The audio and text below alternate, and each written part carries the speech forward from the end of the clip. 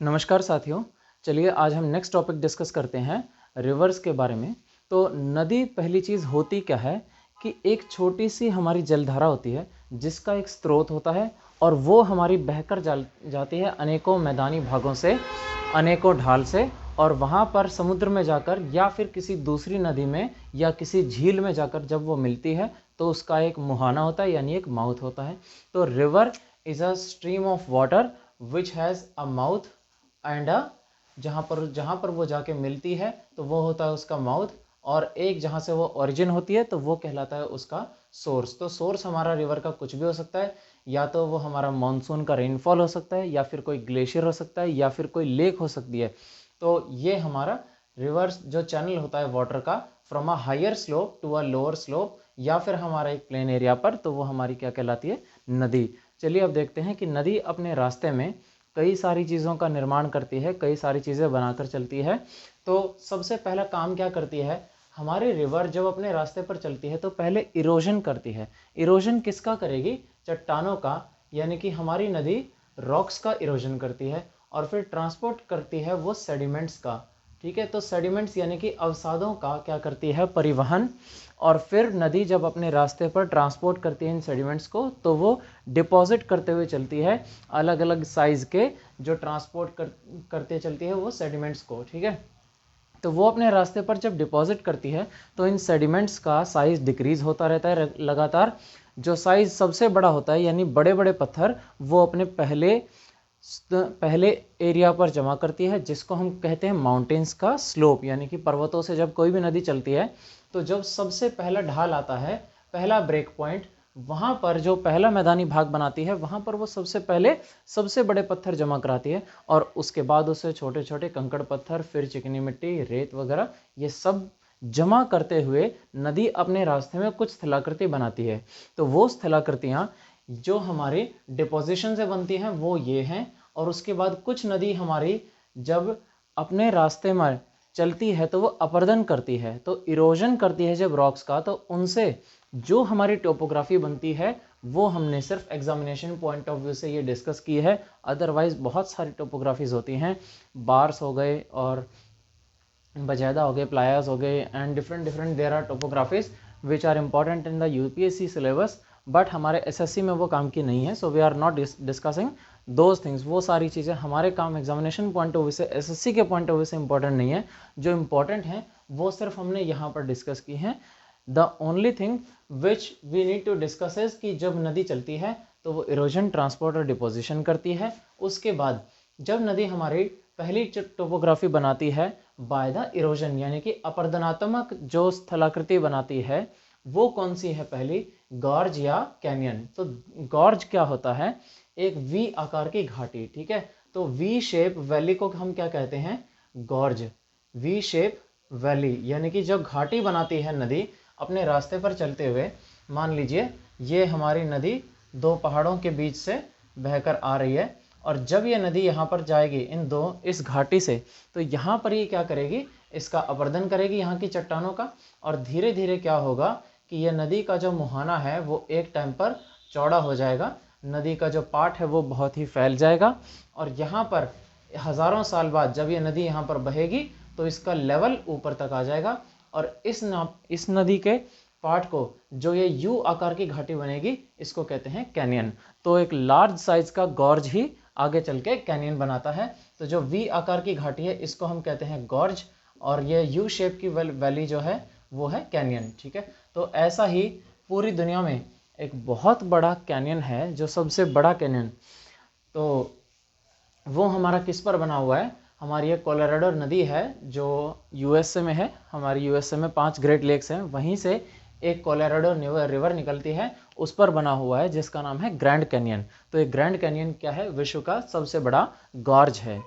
अगला देखते हैं हम जलप्रपात। वाटरफॉल क्या होता है? जलप्रपात, यानी कि नदी जब हमारा हॉरिजॉन्टल कटिंग करती है और एक वर्टिकल कटिंग करती है, तो जब भी नदी हमारी वर्टिकल कटिंग करती है उसमें होता क्या है कि वाटरफॉल का निर्माण होता है। यानी कि देखिए, जब मान लीजिए जो हमारा ये पर्वत है, पर्वतों में जब ढाल से नदी बहती है तो माउंटेन का क्या होता है कि इस तरह से स्लोप होता है, और पर्वतों पर जब भी नदी बहेगी अपने पानी को लेकर इस तरह से, तो वो यहाँ पर किसी पॉइंट पर पत्थरों से टकराएगी और कुछ समय बाद क्या होगा कि यहाँ से कटाव होना शुरू हो जाएगा। और वो कटाव होते होते जब ये हमारा वह हॉरिजॉन्टल इरोजन शुरू होगा, तो इस हॉरिजॉन्टल इरोजन को करते करते वो इस नदी को इन चट्टानों को काटते काटते बहा कर ले जाएगी साथ में। और एक समय ऐसा आएगा कि ये सारा जो चट्टान है पर्वत का, ये बह के चली जाएगी और फिर पानी यहाँ से सीधे नीचे गिरेगा। तो ये जो हमारा वर्टिकल इरोजन हुआ, इससे क्या होगा, ये वाटरफॉल्स का निर्माण होगा।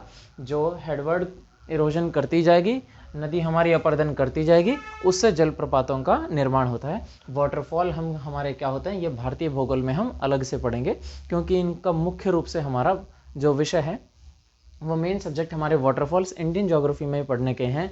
वर्ल्ड में हमारे बहुत कम आते हैं, बट वर्ल्ड में हमारे जो prominent examination point of view से पूछे जाते हैं वो क्या है, वर्ल्ड का जो हाईएस्ट वाटरफॉल है वो है एंजल फॉल्स। एंजल फॉल्स यानी कि ये हमारा कायरो नदी पर है, कायरो नदी पर वेनेजुला में। वेनेजुला एक देश है हमारा साउथ अमेरिका में, दक्षिण अमेरिका में एक वेनेजुला देश है आपका, ये साउथ अमेरिका में यहाँ पर। तो इसमें कायरो नदी पर ये एंजल फॉल्स बना हुआ है। विश्व का सबसे ऊंचा जलप्रपात है ये, 980 मीटर इसकी हाइट है।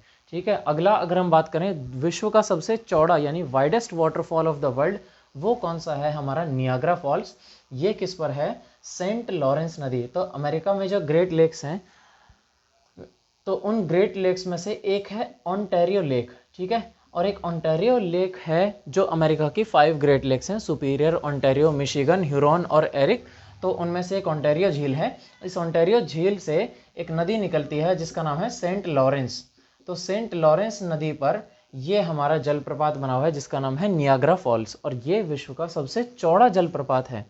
परंतु अगर हम बात करें लार्जेस्ट वाटरफॉल कौन सा है, यानी कि जल का स्रोत, जल का हमारा जो वॉल्यूम है, वाटर वॉल्यूम जिसमें सबसे ज़्यादा है पर क्यूबिक सेंटीमीटर, जिसमें सबसे ज़्यादा वाटरफॉल गिरता है, वो कौन सा है, विक्टोरिया फॉल्स। और ये किस में है, हमारा ज़ैम्बेज़ी रिवर पर। तो ज़ैम्बेज़ी रिवर हमारी कहाँ पे है, जिम्बाब्वे में। जिम्बाब्वे कहाँ है, हमारा अफ्रीका में। तो अफ्रीका हमारा एक महाद्वीप है भारत के समीप, एशिया और यूरोप के नीचे। तो वहाँ पर एक जिम्बाब्वे देश में ज़ैम्बेज़ी रिवर है। ज़ैम्बेज़ी नदी पर हमारा कौन सा है, विक्टोरिया जलप्रपात। ये विश्व का सबसे बड़ा जलप्रपात है।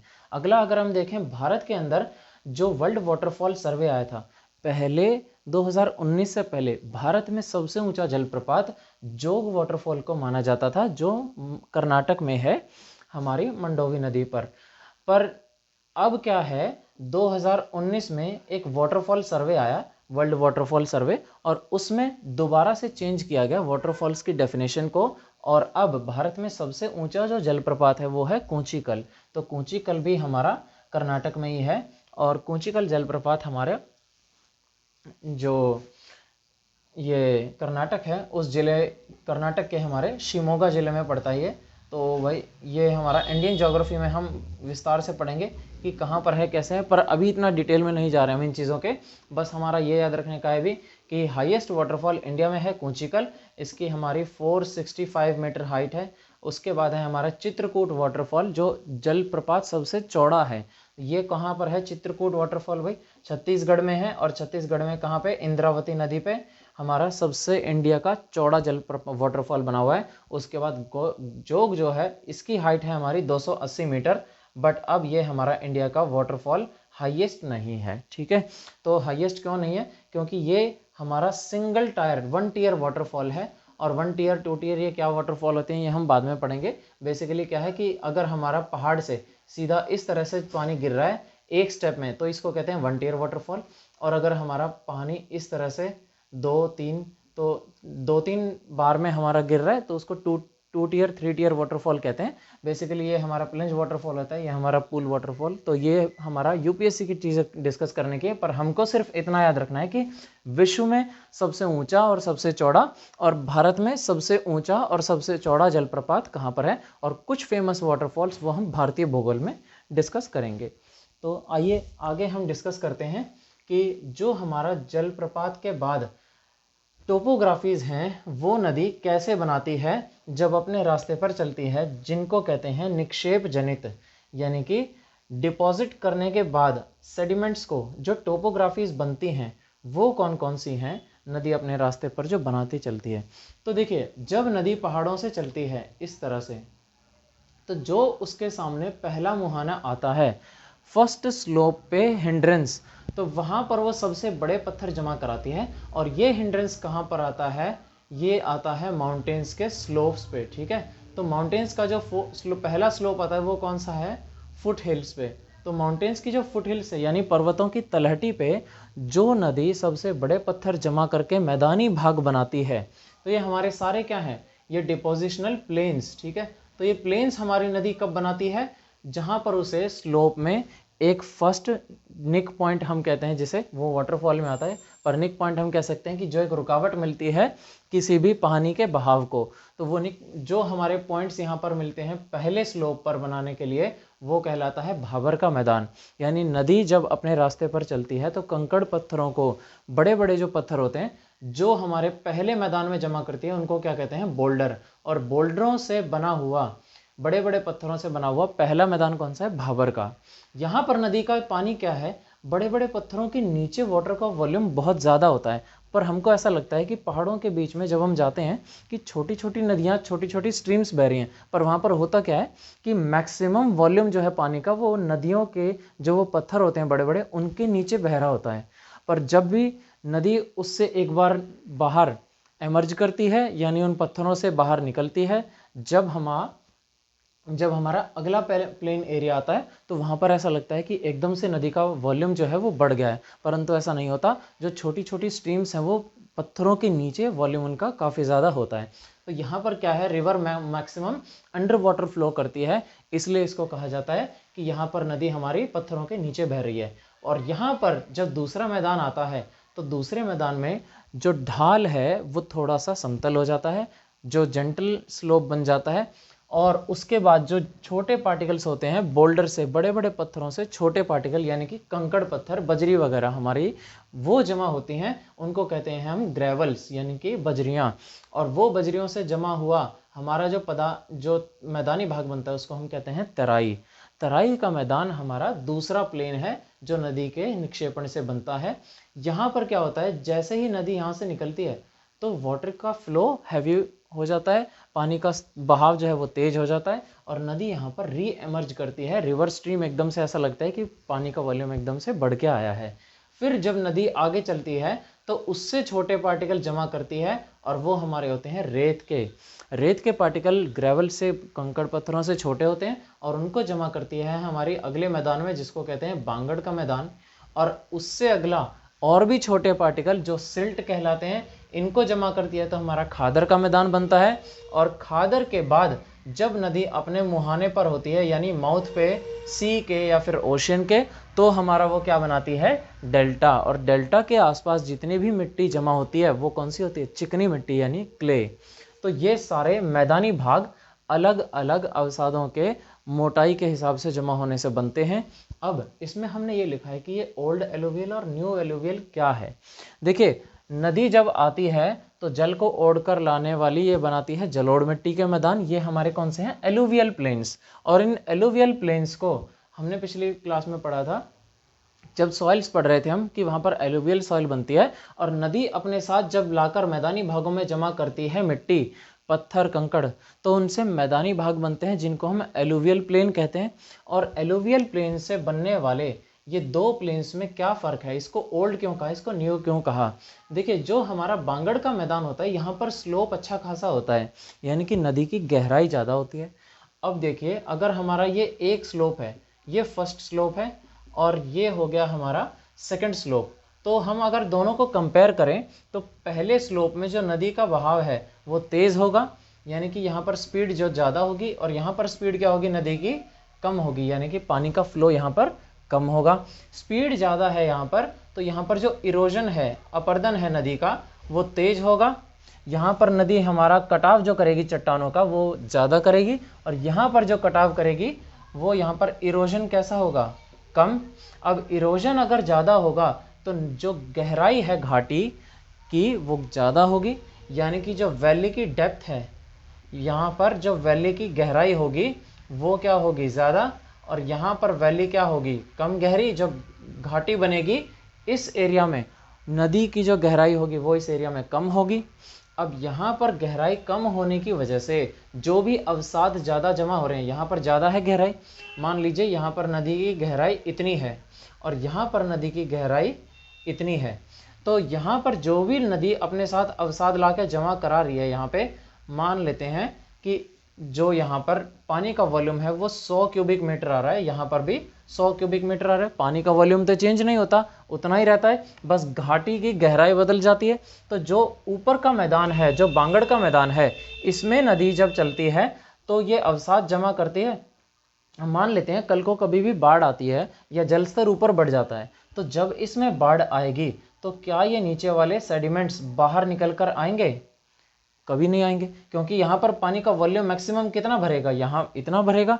और अगर यहाँ से वॉल्यूम बाहर भी निकल जाता है पानी का, तो ये सेडिमेंट्स हमेशा जो नीचे बेड में जमा हुए हैं, जो रिवर बेड में, ये कभी भी बाहर निकल कर नहीं आएंगे। तो ये एक के ऊपर एक हज़ारों सालों तक जमा ही होते रहते हैं, ये कभी भी बाहर निकल कर नहीं आते। इसीलिए इसको कहा जाता है ओल्ड एलुवियम। ये हमारा पुराना जलोढ़ है जो इकट्ठा होता रहता है। परंतु इस मैदानी भाग में क्या है, जो एलुवियम है, जो अवसाद जमा हुआ है, वो इतने बड़े पैमाने पर है, और जैसे यहाँ पर बाढ़ आएगी तो तुरंत जो है खेतों में हमारा ये सारा पानी बहकर अपने साथ इस जलोढ़ मिट्टी को जो नदी के पाट पर जमा हुई है वो बहा के ले जाएगा। तो इसीलिए जब फ्रेश मिट्टी आएगी, जब नदी अपने साथ और अवसाद लेके आएगी, तो यहाँ पर हर साल, यहाँ पर अगल बगल में जितने भी खेत खलिहान हैं, वहाँ जो मिट्टी जमा होती है वो हर साल कैसी पाई जाती है, न्यू एलुवियल सॉइल। और इसीलिए जो ये एलुवियल सॉइल है, ओल्ड बांगड़ का मैदान, यानी आप देखें अगर हरिद्वार हो गया, लखनऊ वगैरह, तो इस एरिया में कभी भी बाढ़ नहीं आती। गंगा नदी के आसपास अगर आप देखें तो यहाँ पर क्या है, नदी की गहराई काफ़ी ज़्यादा है। हरिद्वार हो गया, ऋषिकेश हो गया, ये आपके बांगड़ के मैदान। और इससे आगे चलकर अगर आप ये देखें, यहाँ पर तराई जो हमारा खादर का मैदान है, यानी कि जो आपका बिहार साइड एंटर करती है, पश्चिम बंगाल में एंटर करती है गंगा नदी, यहाँ पर हर साल बाढ़ आती है। परंतु जब यहाँ पर न्यू एलुवियल सॉइल आती है तो यहाँ पर फर्टिलिटी अच्छी खासी होती है। नदी की उपजाऊ क्षमता क्या होगी, यहाँ पर फर्टिलिटी हाई होगी, और यहाँ पर फर्टिलिटी क्या होगी, कम। तो जो हमारा ये बांगड़ का मैदान है, इसमें प्रोडक्टिविटी कैसी होगी, फसलें कैसी होंगी, कम, और यहाँ पर उपजाऊ क्या होगी, ज़्यादा। तो उपजाऊ क्षमता जो है वो मिट्टी की कहाँ पर होती है, खादर में, जबकि बांगड़ के मैदानों में जो उपजाऊ क्षमता होती है मिट्टी की वो कम होती है। यहाँ पर soil is very fertile, is low fertile, पर यहाँ पे खादर में the soil is very fertile, and that's why the production over these Bangad region is less comparative to the production of paddy fields and all in this Khadar region। ठीक है, तो इसीलिए जो हमारा राइस का, पैडी फील्ड्स का production है वो Chhattisgarh side, Bengal side, Bihar side वो काफ़ी ज़्यादा है, despite of the heavy floods that are occurring every year on those regions. But जो हमारा ये एरिया है हरियाणा, पंजाब, यूपी का, यहाँ पर अच्छी खासी फसलें होते, अच्छा खासा हमारा जो सॉइल है वो होते हुए भी यहाँ पर इतनी अच्छी सॉइल की क्वालिटी नहीं है जितनी हमारे लोअर स्लोप्स में पाई जाती है। तो ये हमारा रीज़न है जिसलिए हम इसको ओल्ड और न्यू एलुवियल कहते हैं। तो ये हमारी सारी टोपोग्राफीज थी। अब उसके बाद लास्ट चीज़ क्या है, हमारी डेल्टा। अब डेल्टा कब बनता है, और इसी के साथ एक दूसरी चीज़ है एस्चुरी। एस्चुरी कब बनती है और डेल्टा कब बनता है, ये हमारी ध्यान देने की चीज़ है। यहाँ पे देखिए, जब भी हमारी नदी कोई मैदानी भागों से होकर जाती है तो वो सारे अवसाद बारी बारी जमा करती हुई जाती है, और लास्ट में क्या जमा करती है, अपने सारे सबसे फाइन पार्टिकल जिसको हम चिकनी मिट्टी कहते हैं।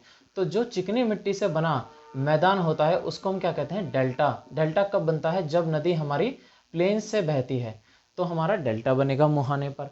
परंतु जब नदी दो पहाड़ों की रेंज के बीच में, यानी कि दो पर्वत श्रृंखलाओं के बीच में फ्लो करेगी, तो यहाँ पर अगर समुद्र है तो वहाँ पर बीच में कहीं पर भी वो अवसाद अपना जमा नहीं कर पाएगी, और सारा का सारा सेडिमेंट जब बहा के लाएगी वो कहाँ डिपॉजिट कराएगी, इस समुद्र में। यानी कि समुद्र में वो सारा ओशन में डिपॉजिट कर देगी सेडिमेंट्स। इस सेडिमेंट्स के डिपॉजिट होने से जो यहाँ पर मैदानी भाग बनेगा छोटा सा, उसको हम कहते हैं एस्चुरी। और इस एस्चुरी में हमारे बोल्डर भी होंगे, ग्रेवल, सैंड वगैरह सभी चीज़ें होंगी। तो यहाँ पे हमारी कोई खेती बाड़ी या ऐसा डेल्टा जैसा प्लेन रीजन नहीं बनता जिसमें फर्टाइल सॉइल पाई जाए, क्योंकि यहाँ पर कंकड़ पत्थर, बड़े बड़े पत्थर भी होंगे। तो या इस ऐसे फील्ड को हम क्या कहते हैं, एस्चुरी, जो हमारी नदी के मुहाने पर बनता है। जब नदी हमारी माउंटेन्स के बीच में फ्लो करके आती है तो बनती है एस्चुरी, यानी प्लेन एरियाज में बनता है डेल्टा। ये सारी चीज़ें हमारे एग्जामिनेशन पॉइंट ऑफ व्यू से रिवर में इंपॉर्टेंट है। नेक्स्ट हम डिस्कस करेंगे अगला टॉपिक। अगर वीडियो अच्छी लगी हो तो लाइक करें, चैनल को सब्सक्राइब करें और ज़्यादा से ज़्यादा इसे शेयर करें। Thank you.